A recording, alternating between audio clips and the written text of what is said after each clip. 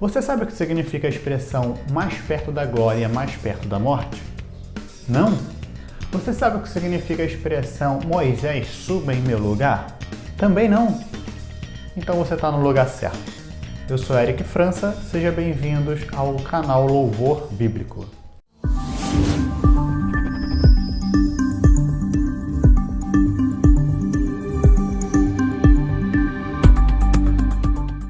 Bom, gente, o canal Louvor Bíblico tem como objetivo analisar as letras das canções gospel para saber se elas são um louvor bíblico ou não são um louvor bíblico. E na análise de hoje nós vamos analisar a letra da canção É Tudo Sobre Você, do cantor e pastor Brunão Morada. Será que essa música é um louvor bíblico? Será que eu devo cantar essa música em minha igreja ou não? É isso que você vai descobrir agora aqui no nosso vídeo. Então já vai dando seu joinha aí, compartilha esse vídeo com seus amigos e se não for inscrito no nosso canal, se inscreva porque os próximos vídeos o YouTube vai te notificar, tá legal? Mas antes de começar, quero dizer que a análise completa dessa canção está disponível no nosso blog Louvor Bíblico. O link vai estar bem aí na descrição. No blog Louvor Bíblico você vai ter a análise completa dessa canção, além de várias outras canções que nós já analisamos, tá bom? Então só você clicar aqui no blog Louvor Bíblico. Então, sem mais delongas, vamos começar.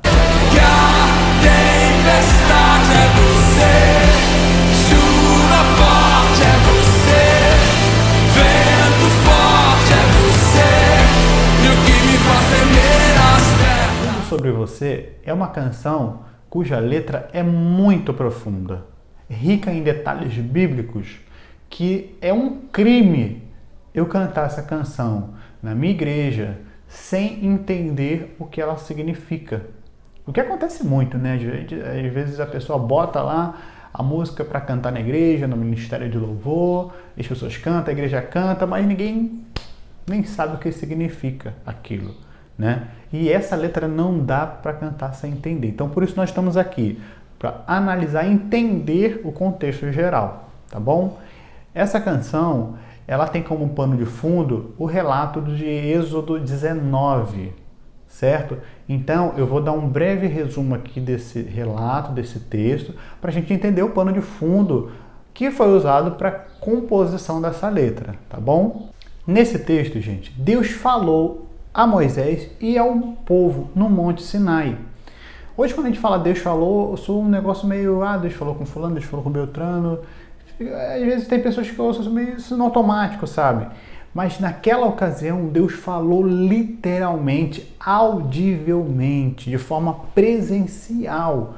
Foi um fenômeno terrível para quem estava ali e pôde literalmente ouvir a voz de Deus. Então, nós precisamos entender esse contexto. Eu vou resumir para você a narrativa de Moisés para a gente poder entender do que a letra se trata, entender o pano de fundo por trás da letra. Então, eu vou ler o texto agora de Êxodo, capítulo 19, a partir do verso 16. Diz assim: Ao amanhecer do terceiro dia, houve trovões e relâmpagos. Uma espessa nuvem cobriu o monte e ouviu-se um forte som de trombeta, de maneira que todo o povo que estava no arraial tremeu de medo. E Moisés levou o povo para fora do arraial ao encontro de Deus, e puseram-se de pé no monte.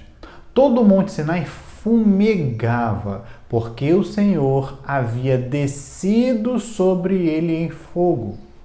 A fumaça subia como fumaça de uma fornalha, e todo o monte tremia com violência. E o som da trombeta ia aumentando cada vez mais. Moisés falava e Deus lhe respondia no trovão. O Senhor desceu sobre o monte Sinai, sobre o alto monte. O Senhor chamou Moisés para o alto do monte e Moisés foi até lá. Dá para entender o terror que essas pessoas passaram? Experiências sobrenaturais, fenômenos da natureza que ninguém poderia explicar. Deus estava no monte, Deus estava no vento, no fogo, no tremor. Deus era esses fenômenos. Deus estava presente ali e justamente isso que o autor diz quando ele fala o vento forte é você, a chuva forte é você, a porta aberta, é tudo sobre Deus. E Deus já estava lá no Monte Sinai. E é sobre isso que o autor diz, sobre o medo do povo diante de uma aparição tão terrível de Deus, uma aparição tão forte e gloriosa que deixou as pessoas apavoradas de medo, inclusive Moisés, que já estava acostumado com esse ambiente de glória. Vem que aponta o destino, é mesmo que cobre o passado, o pão que sacia a fome, a rocha que mata a minha sede é você. A letra vai fazendo uma retrospectiva dos principais momentos de experiências com Deus que aquele povo teve antes de subir ao Monte Sinai. Até que finalmente o autor chega ao Monte Sinai dizendo: mais perto do monte, mais perto da face. Porque afinal de contas, Deus estava presente fisicamente ali no Monte Sinai, né? Então, quanto mais perto do monte, mais perto da face do próprio Deus, né? Então eu me espanto com o peso da tua glória, mais perto da glória, mais perto da morte. Note que somente Moisés poderia subir ao Monte Sinai, ao monte do encontro de Deus. O povo não poderia subir o monte, aliás, o povo não poderia sequer encostar na borda do monte, porque qualquer um que fizesse isso morreria ali mesmo. Então Moisés era um mediador entre Deus e o homem. Então Moisés falava com Deus, Deus falava com Moisés e Moisés falava com o povo. Então o povo não poderia ir direto a Deus. Haveria um mediador e esse mediador era Moisés. Então me tira o medo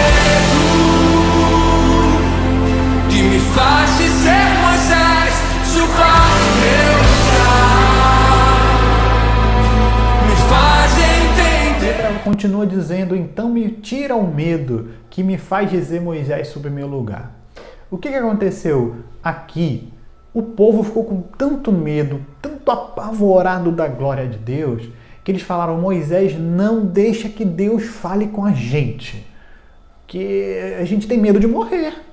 Então fala você com Deus e você vai falar com a gente vai te ouvir. Mas não deixa, a gente não quer falar com Deus, a gente não quer ter essa experiência, a gente fica com medo, né? Então por isso que o autor fala: me faz perder esse medo que me faz dizer Moisés, suba o meu lugar, e me faz entender que a tempestade é você e tal. As pessoas não entendiam que Deus estava no fogo, aliás, que Deus era o fogo, que Deus era o tremor, que Deus era a trombeta, Deus era tudo aquilo dali. Mas o povo não tinha entendido, estavam apavorados de medo. E essa narrativa está lá em Êxodo, capítulo 20, a partir do verso 18, diz assim, ó: todo o povo presenciou os trovões, os relâmpagos, o som da trombeta e o monte fumegante. E o povo, observando, tremeu de medo e ficou de longe. Disseram a Moisés: fale-nos você, e ouviremos. Porém, não fale Deus conosco, para que não morramos. Então o povo estava com medo. Então o autor termina a letra dizendo: eu vou subir no monte que muitos desistiram. Eric, mas só Moisés poderia subir no monte. Os demais não poderiam subir. Pois bem, Moisés era o mediador entre Deus e os homens. A gente já falou isso. Mais na frente, essa figura de mediador passaria a ser dos sumos sacerdotes. Haveria um tabernáculo com divisórias e Deus estaria representado na Arca da Aliança, né, onde seria o Santo dos Santos. Você conhece a história?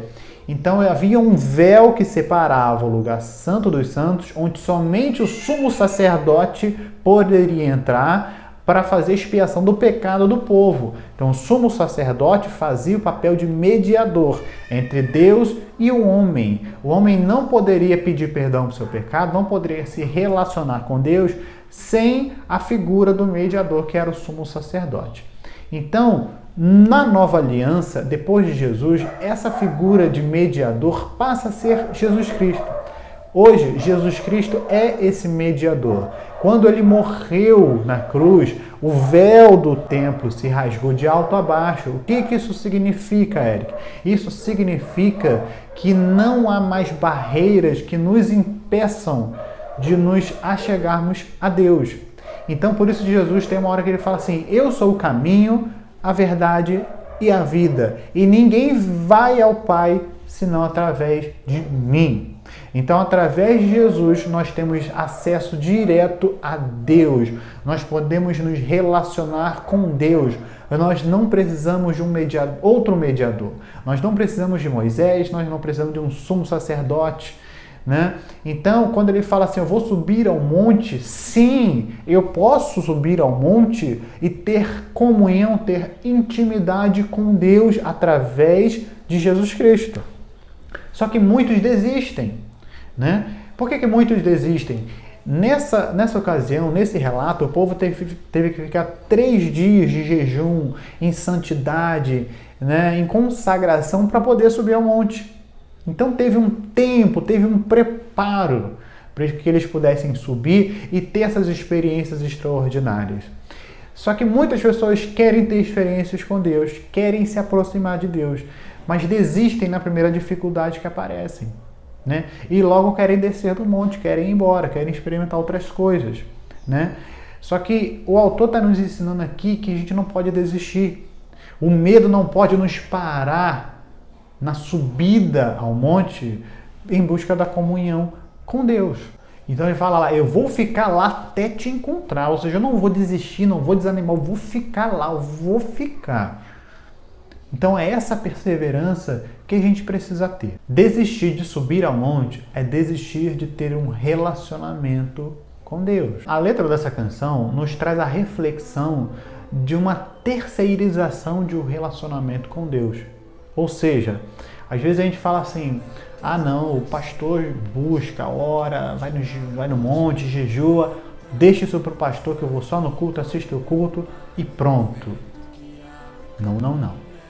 Ah, minha esposa é crente, minha esposa ora, busca. Ah, meu marido é pregador, meu marido faz, acontece, então eu estou tranquilo.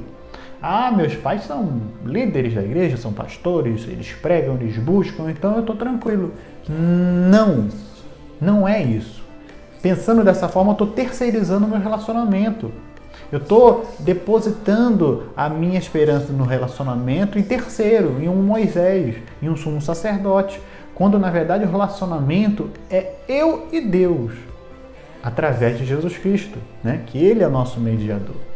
Então Deus quer se relacionar conosco, comigo e com você, de forma individual, sem terceirização.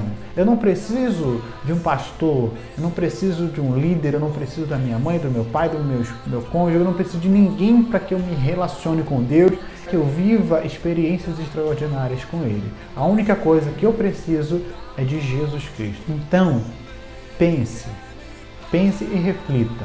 Eu vou subir no monte. E você?